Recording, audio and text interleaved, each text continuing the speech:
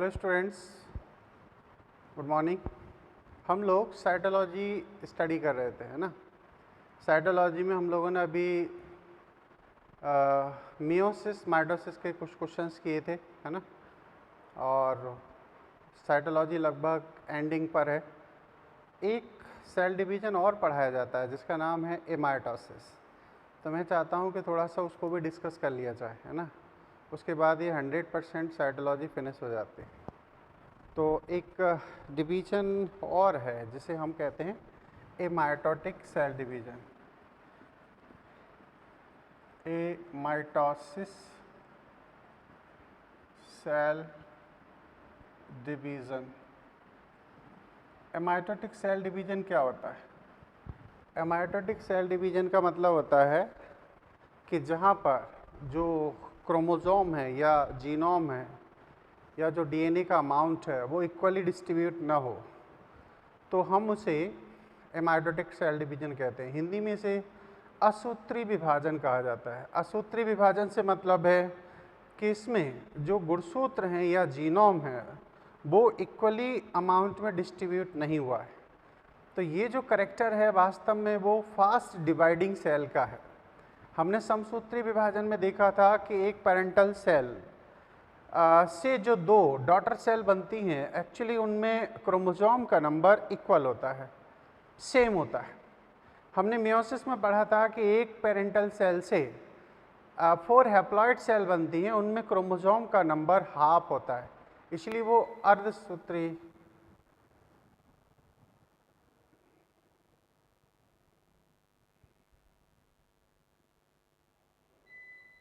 इसीलिए वो अर्धसूत्री विभाजन कहलाया, है ना। लेकिन यहाँ असूत्री विभाजन की बात हो रही है, मतलब यहाँ पर डिस्कशन हो रहा है अल्टीमेटली कि एमाइटोटिक सेल डिवीज़न क्या है। तो हम हिंदी में इसे कहते हैं असूत्री कोशिका विभाजन। कोशिका विभाजन, ठीक है, असूत्री कोशिका विभाजन। तो ये असूत्री कोशिका विभाजन क्या हुआ? इसका सीधा अर्थ ये हुआ कि जब एक कोशिका से दो पुत्री कोशिकाएं बनती हैं, उनमें क्रोमोसोम का जो अमाउंट है वो इक्वली डिस्ट्रीब्यूट न हो। कह सकते हैं जब जनक कोशिका से निर्मित दो पुत्री कोशिका में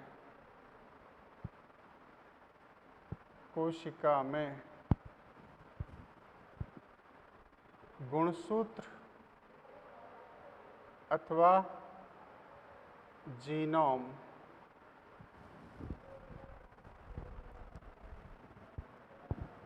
समान मात्रा में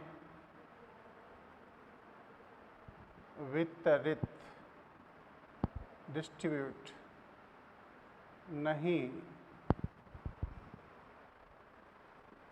होता है, ठीक है। इक्वल अमाउंट में जब डिस्ट्रीब्यूट ना हो तो कहीं ना कहीं वो असूत्री या एमाइटोटिक डिवीजन कहलाता है। अच्छा,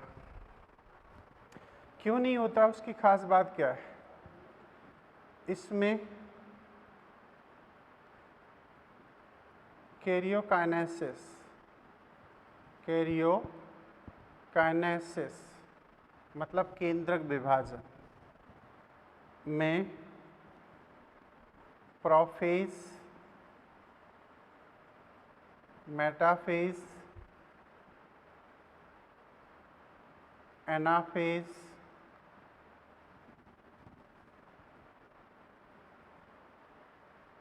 तथा टीलोफेज अवस्थाएं अनुपस्थित होती हैं। अवस्थाएं अनुपस्थित, तो इनमें प्रोफेज, मेटाफेज, एनाफेज, यानी कि सेल डिवीजन की जो एक्चुअल सीक्वेंस है, एक्चुअल जो प्रोसेस है जिसके बेसिस पर डीएनए या जीनोम या क्रोमोसोम इक्वली अमाउंट में दो डॉटर सेल में डिस्ट्रीब्यूट होते हैं, ऐसी प्रोसेस पाई नहीं जाती। ना तो वहाँ कॉइलिंग कंडेंसेशन होता है, ना सेंट्रोमियर का सेपरेशन होता है। बस यहाँ पर तो डीएनए दो भागों में बट जाता है। अब ये बात आ गई कि ये कहाँ स्टडी हुआ, तो स्टडी ये वास्तव में प्रोकैरियोटिक सेल में होता है, जहाँ पर डीएनए बस दो भागों में बट जाता है, उसमें इक्वल डिस्ट्रीब्यूशन की कोई खास प्रोसेस मौजूद नहीं होती है। तो एक रॉबर्ट रेमैक साइंटिस्ट हुए हैं, उन्होंने चिक एम्ब्रियो यानी कि मुर्गी के अंडे में या भ्रूण में इस डिवीज़न को सबसे पहले डिस्कवर किया था, है ना। तो कह सकते हैं इसे रॉबर्ट रेमैक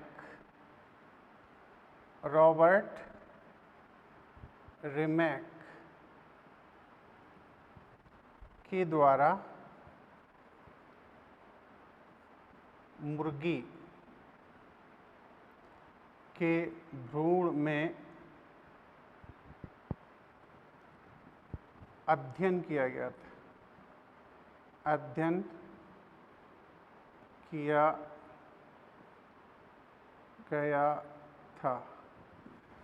चिक एम्ब्रियो यानी कि ये यूकैरियोटिक सेल का कैरेक्टर भी हो गया, है ना। यह मुख्य रूप से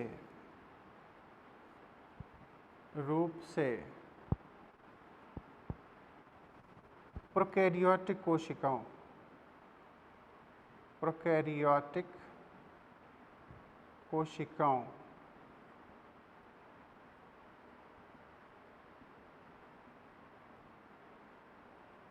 में संपन्न होता है। प्रोकैरियोटिक कोशिकाओं जैसे जीवाणु, बीजीए आदि में संपन्न होता है।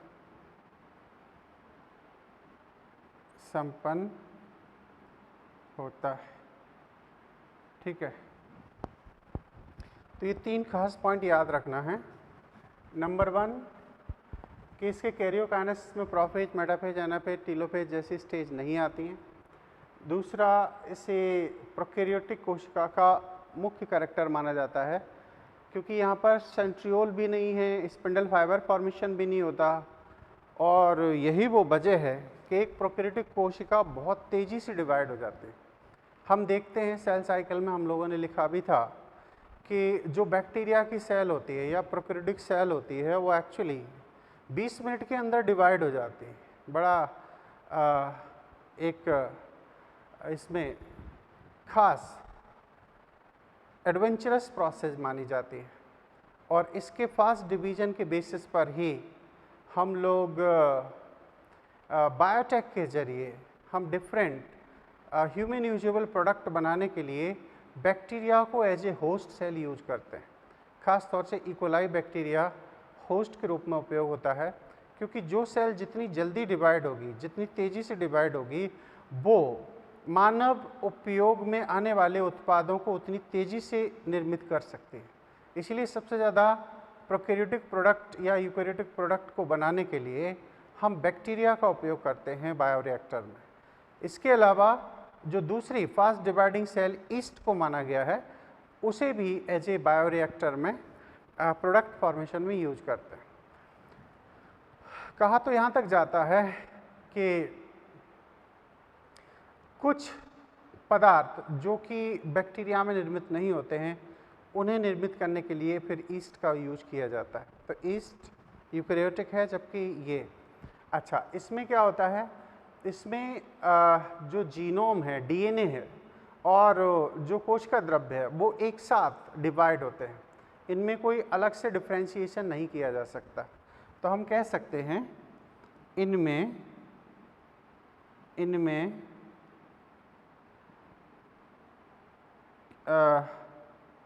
आनुवांशिक पदार्थ, आनुवांशिक पदार्थ मतलब डीएनए,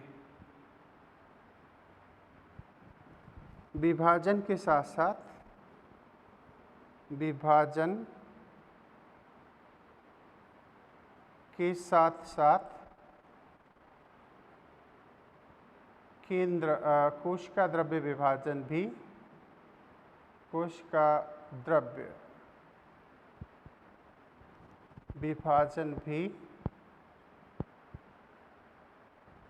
विभाजन भी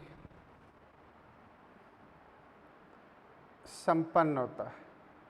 इनमें दोनों अलग अलग नहीं होता है, सब कुछ एक साथ चलता है ना।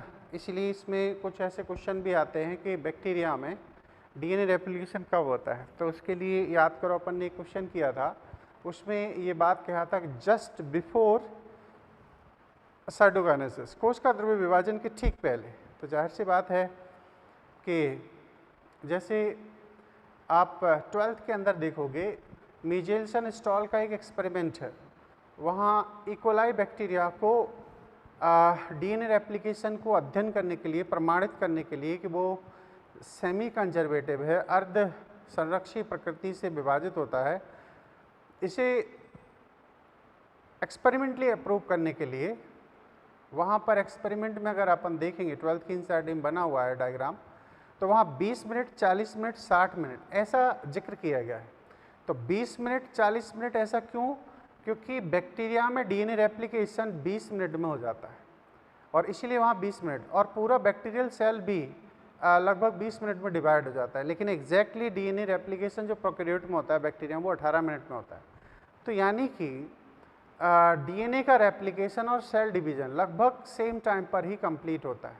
तो इस एक्सपेरिमेंट से ये बात प्रूव होती है कि दोनों ही साथ साथ चलते हैं, है ना।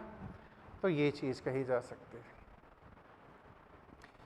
कह सकते हैं प्रोकैरियोट, प्रोकैरियोट ब्रैकेट में कह सकते हैं जीवाणु। 20 मिनट में विभाजित होते हैं,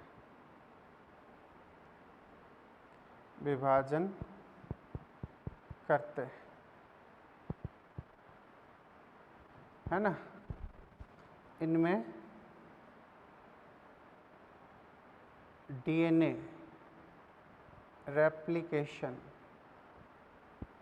प्रतिकृतिकरण कहते हैं ना, इनमें डीएनए रेप्लिकेशन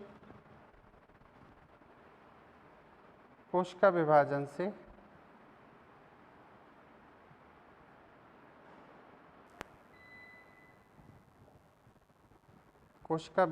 से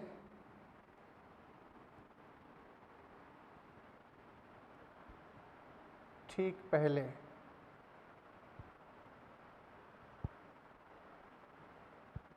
संपन्न होता है, संपन्न होता है, ठीक है। ये इसके लिए तो यहाँ तक भी कहा जाता है कि जो मैमेलिया के अंदर प्लेसेंटा का फॉर्मेशन होता है, जिसे अपरा कहते हैं, इसकी मदद से एक भ्रूण मदर की बॉडी से कनेक्ट होता है और वहाँ से न्यूट्रिशन ऑब्टेन करता है। उस अपरा की कोशिका में भी इस टाइप का डिवीजन हमें देखने को मिलता है। तो ख़ास तौर से एक तो हमें एम्ब्रियोनल रीजन में मिल रहा है, चिक एम्ब्रियो में, मुर्गी के अंडे में। दूसरा, प्रोकैरियोट कोशिका ज़्यादातर इसी तरीके का डिवीजन प्रदर्शित करती हैं और चिक उसमें प्लेसेंटा में भी हमें ये चीज़ देखने को मिलती है। अच्छा, तो ये है, इसमें कोई ख़ास डायग्राम है नहीं। जैसे बाइनरी फिजन होता है बैक्टीरिया का, वैसा ही इसमें डायग्राम कंसिडर करते हैं, है ना। अब एक क्वेश्चन बड़ा इंटरेस्टिंग है इस सेगमेंट में। वो क्वेश्चन क्या है? एक क्वेश्चन आता है, बहुत ही महत्व रखता है। यदि एक जीवाणु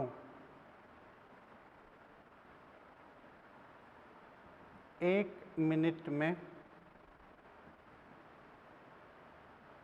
विभाजित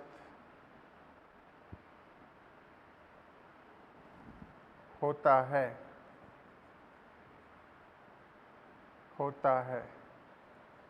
तथा वह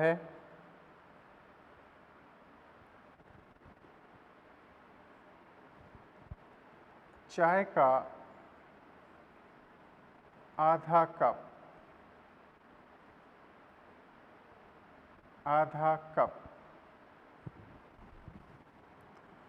30 मिनट में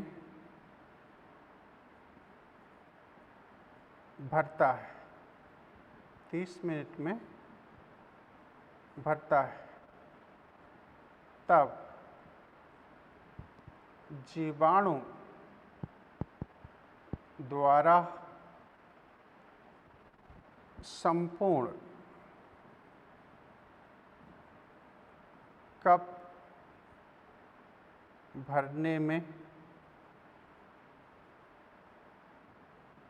कितना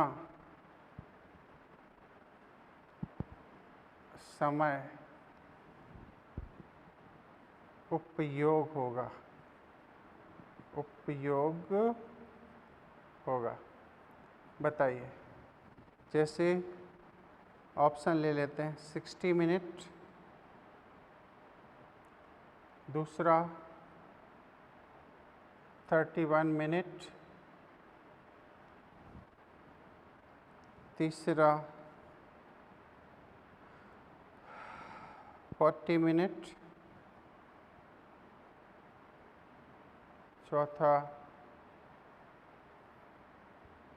61 मिनट। ये कितना समय लगेगा?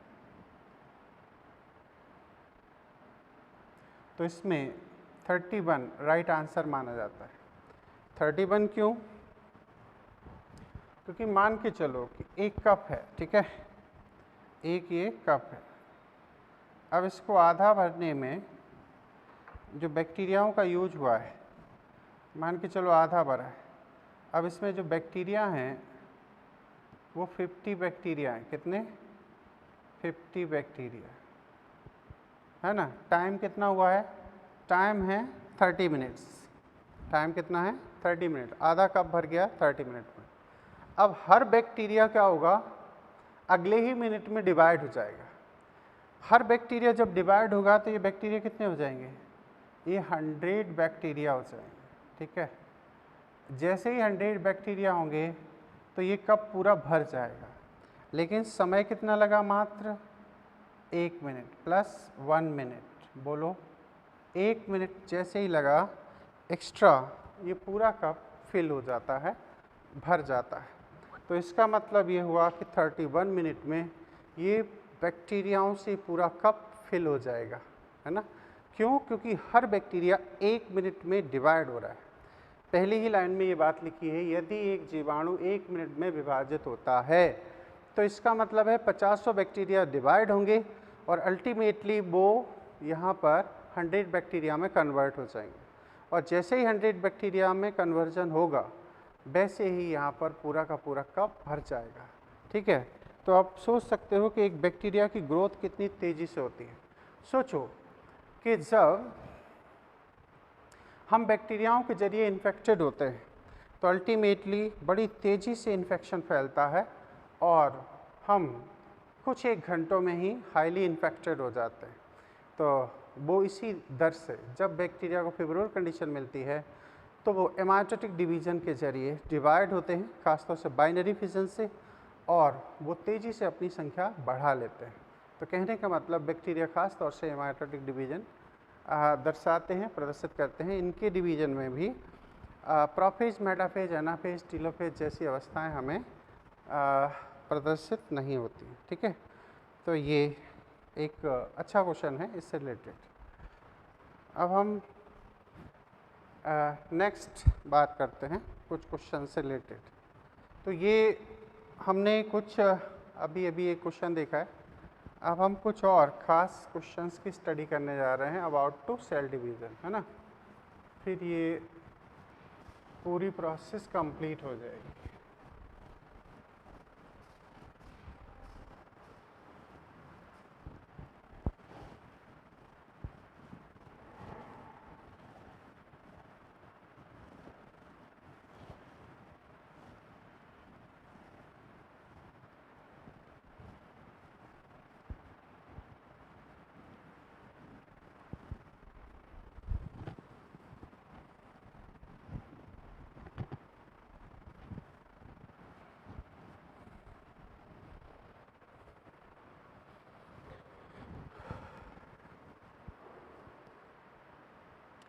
जैसे कहा जा सकता है क्वेश्चन, यदि एक कोशिका में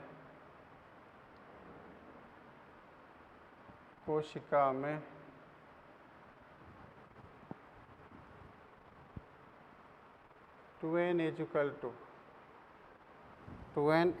to 20 क्रोमोसोम हैं, क्रोमोसोम उपस्थित हैं, ठीक है, उपस्थित हैं, तब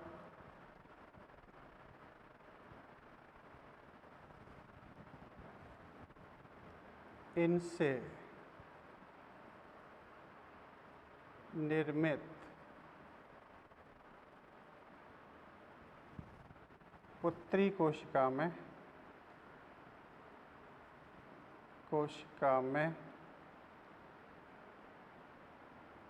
क्रमशः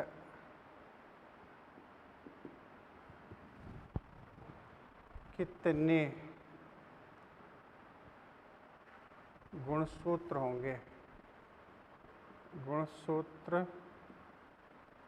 होंगे, बताइए कितने गुणसूत्र होना चाहिए। यदि एक 2n = 20 क्रोमोसोम की सेल है तो समसूत्री विभाजन में जैसे ऑप्शन बनाए अपन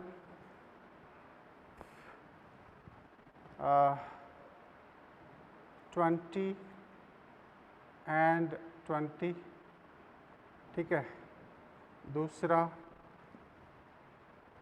10 and 20, तीसरा आपका 20 and 10, फोर्थ 10 and 10। तो क्रोमोसोम कितने होंगे पुत्री कोशिका में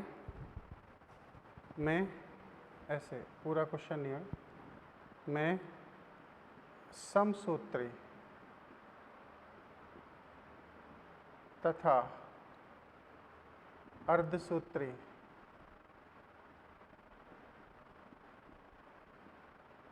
विभाजन के समय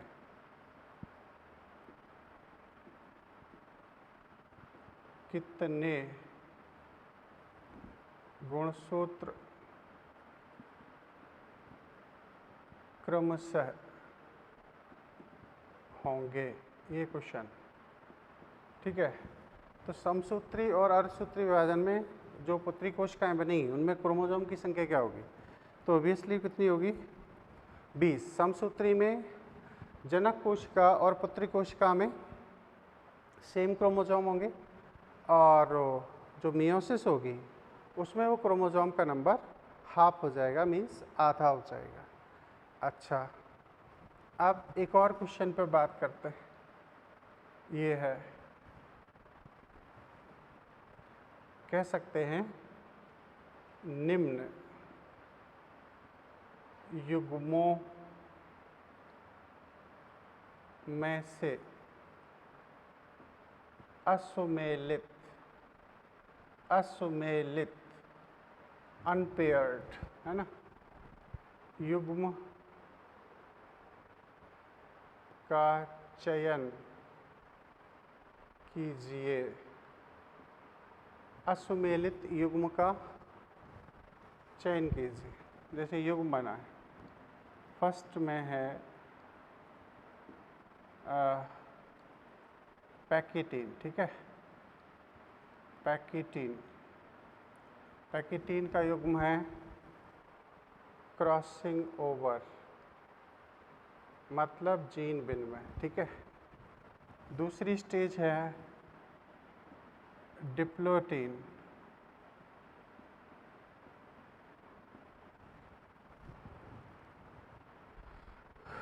diplotene dissolution of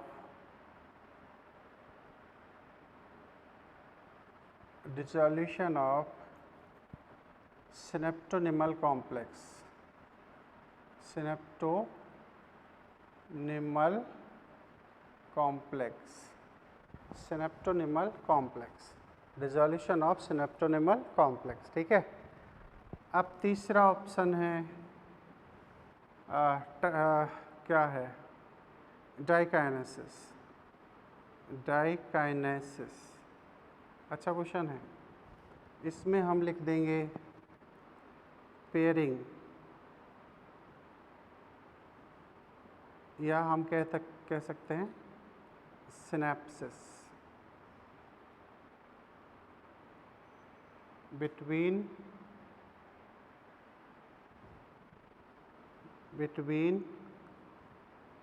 parental chromosome. ठीक है। अच्छा, अब चौथा ऑप्शन है, जैसे डाइकाइनेसिस हो गई है ना, लेप्टोटीन जाइगोटीन।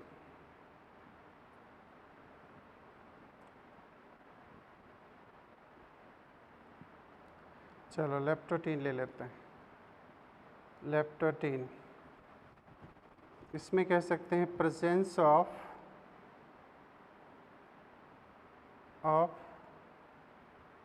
न्यूक्लियोलस इन न्यूक्लियस। बताओ इसमें मिसमैच्ड पेयर क्या होगा? तो मिसमैच्ड पेयर ये थर्ड होगा। क्यों थर्ड होगा?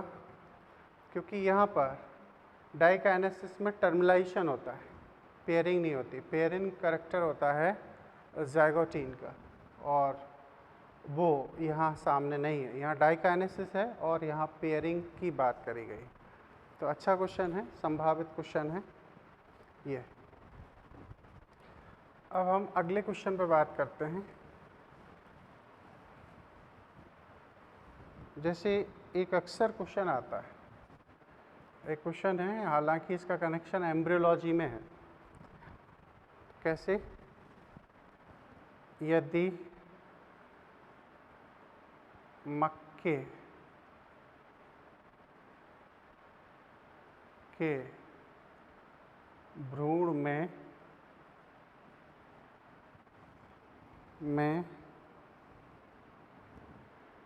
24 गुणसूत्र हैं, तब उसकी एल्यूरॉन परत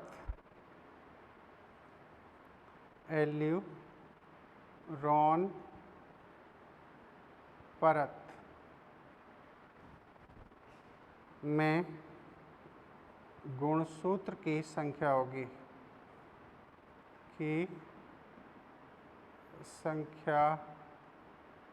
होगी तो कितनी होना चाहिए? जैसे ऑप्शन है 12, ऑप्शन है 36, ऑप्शन है कितना 24, ऑप्शन है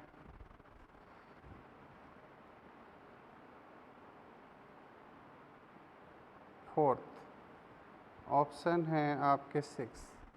तो एल्यूरॉन परत में क्रोमोसोम की संख्या कितनी होगी, है ना?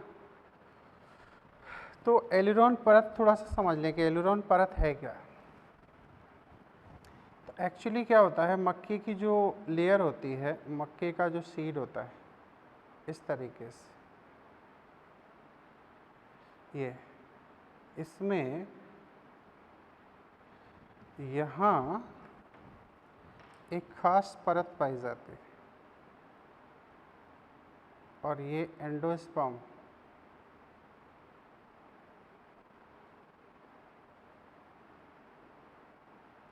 इसे हम कहते हैं एलेरॉन लेयर। ये जो अंदर का पार्ट है ये है एंडोस्पर्म, ये ठीक है, और ये है एलेरॉन लेयर। Aileron layer. तो एलेरॉन लेयर, एंडोस्पर्म आप जानते हो कि 3n होता है, तो एलेरॉन लेयर भी कैसी हो जाएगी 3n। अब हमने आपसे कहा है कि इसका जो एम्ब्रियो है ऐसे,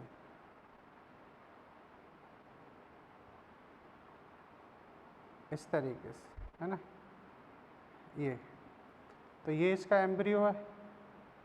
अब इस एम्ब्रियो में क्रोमोसोम है 24। तो 24 का मतलब है कि एम्ब्रियो कैसा होता है, एम्ब्रियो होता है 2n, ठीक है, एंडोस्पर्म होता है 3n।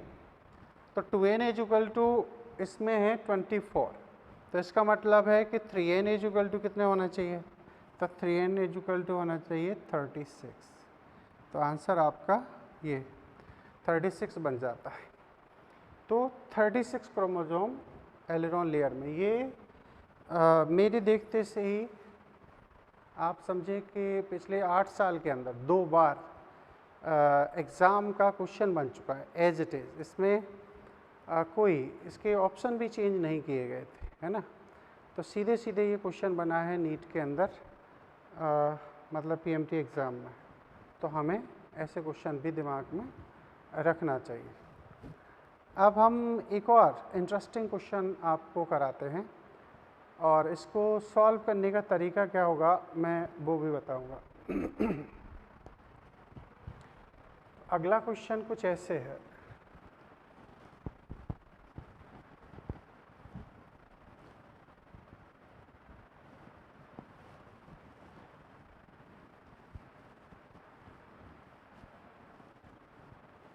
ये एक हाइपोथेटिकल क्वेश्चन है, कह सकते हो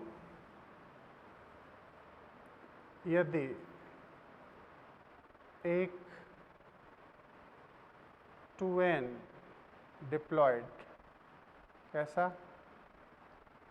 डिप्लॉयड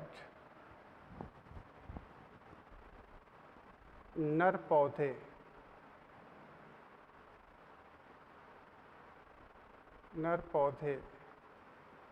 का संकरण, नर पौधे का संकरण 4n टेट्राप्लॉयड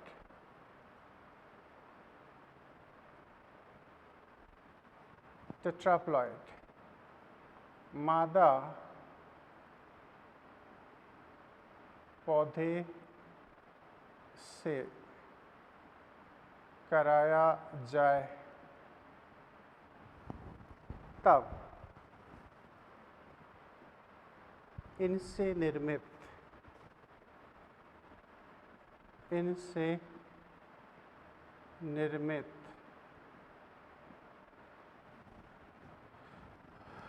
एम्ब्रियो में गुणिता का मतलब प्लॉइडी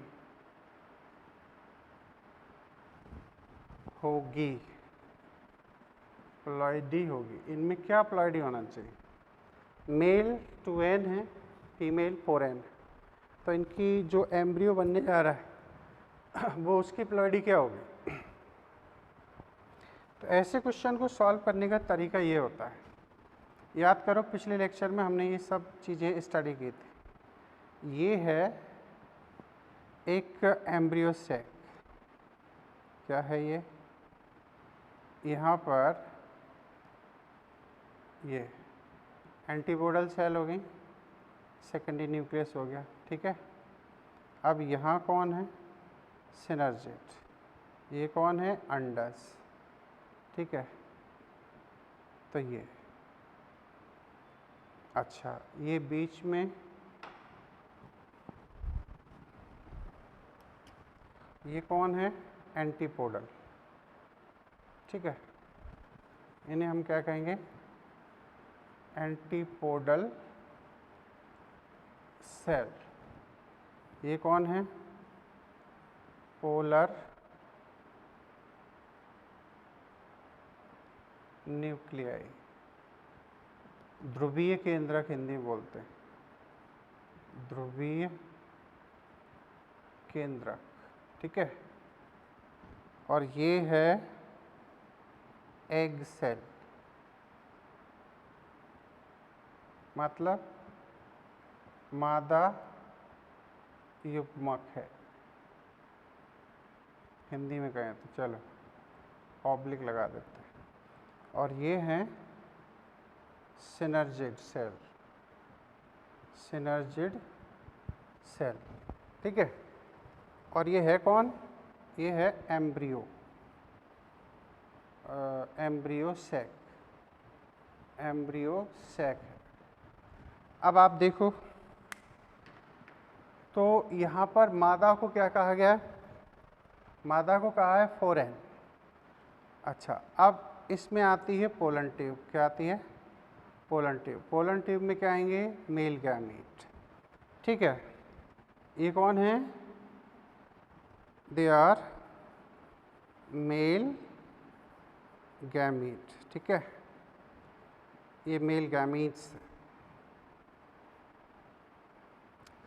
अब ये इनमें प्लॉइडी क्या है, इनके अंदर जो प्लॉइडी हो जाएगी, क्योंकि एक 2n प्लांट है तो ये तो हैप्लॉइड कंडीशन को शो करते हैं, तो इनमें क्रोमोसोम कितना हो जाएगा, n = हो जाएंगे, अच्छा ये n होगा, सॉरी, तो ये कैसा है n, ये कैसा है n, ठीक है।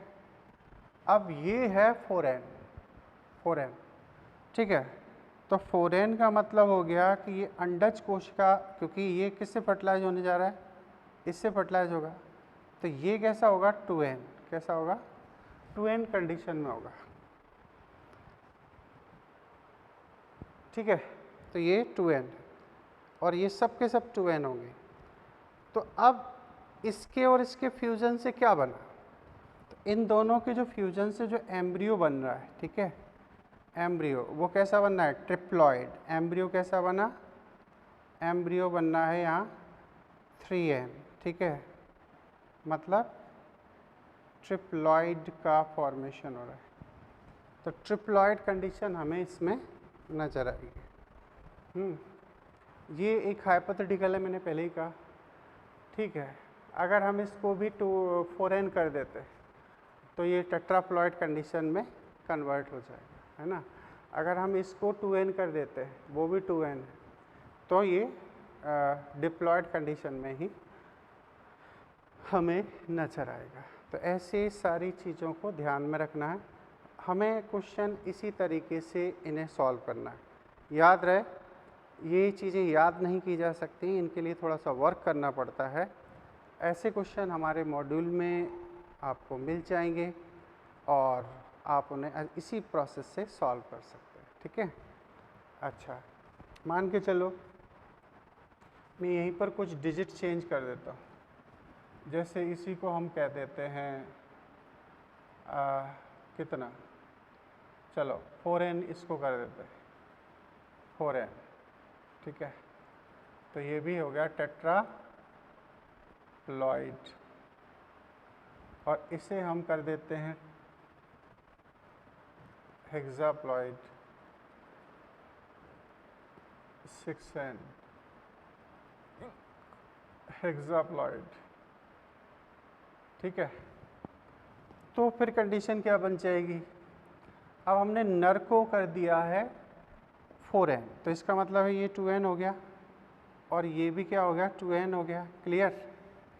और हमने फीमेल को, फीमेल पार्ट ये मेल पार्ट है, तो फीमेल को 6n कर दिया, तो ये कितना हो जाएगा 3n, ठीक है, ये 3n हो गया। तो इसमें क्या हो जाएगा, ऐसी कंडीशन में ये पेंटाप्लॉइड हो जाएगा, क्या हो जाएगा पेंटाप्लॉइड 5n, पेंटाप्लॉइड। तो ऐसे क्वेश्चंस आपको मिल जाते हैं और हमें इन क्वेश्चंस को ध्यान से समझना चाहिए, इनसे सीखना चाहिए कि किस तरीके से इनका हमें फॉर्मेशन देखने को मिलता है ना, ऐसे।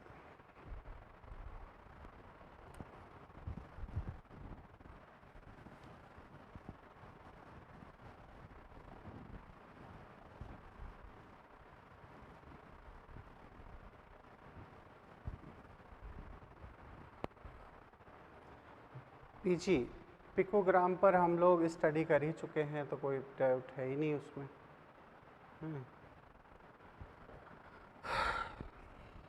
तो ये अब जैसे एक क्वेश्चन बन जाता है,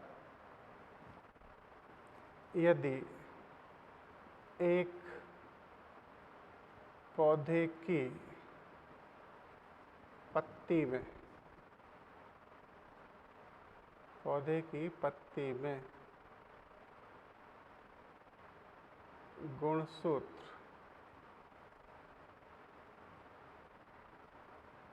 40 हैं,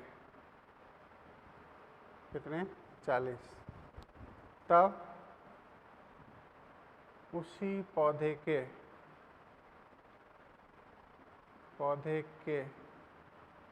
एंडोस्पर्म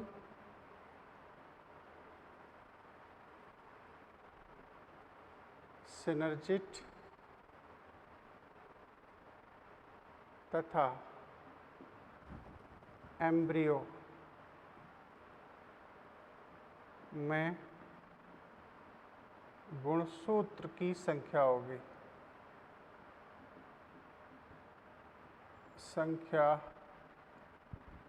बताइए, उसी प्लांट के एंडोस्पर्म सिनर्जिड एम्ब्रियो में गुणसूत्र की संख्या होगी। तो आप समझ लें, लीफ क्या होती है? लीफ मतलब एंजियोस्पर्म की लीफ हो रही है, क्योंकि यहाँ पर एंडोस्पर्म सिनर्जिड की बात हो रही है। सिनर्जिड एंजियोस्पर्म का ही कैरेक्टर है। तो ये क्वेश्चन हिंट दे रहा है कि ये प्लांट कोई और नहीं, ये एंजियोस्पर्म। तो लीफ कैसी होती है? 2n। तो 2n इक्वल टू अगर 40 है, ठीक है। अच्छा, एंडोस्पर्म कैसा होता है? एंडोस्पर्म होता है 3n। तो 3n इक्वल टू कितना हो जाएंगे? 60। और सिनर्जिड सेल कैसी होती है? सिनर्जिड, तो सिनर्जिड होती है n। तो n का मतलब ये 20 हो गया। तो इस टाइप के भी क्वेश्चन हमें पूछे जाते हैं और इनके इसी तरीके से आंसर देने होते हैं, है ना, ऐसे। तो ये सारी बातें हैं जो हमने आपसे डिस्कस करी, ठीक है। अब यहाँ से आगे हम लोग एक नेक्स्ट टॉपिक में जाएंगे, क्योंकि हमने यहाँ पर आपको साइटोलॉजी की पूरी स्टडी कंप्लीट करा दी है ना। उम्मीद करते हैं कि ये सारी बातें आपको समझ में आ रही होंगी। क्लियर? तो हम इस लेक्चर को यहीं पर फिनिश करते हैं और फिर नेक्स्ट लेक्चर में एंटर होंगे। और आज हम अगले लेक्चर से एक नए टॉपिक की स्टार्टिंग कर रहे हैं, ठीक है। वो है प्लांट फिजियोलॉजी। तो आप लोग थोड़ा सा एनसीईआरटी को देखें, उसके बाद में हम लोग प्लांट फिजियोलॉजी की स्टडी करते हैं, ठीक है। Okay, thank you.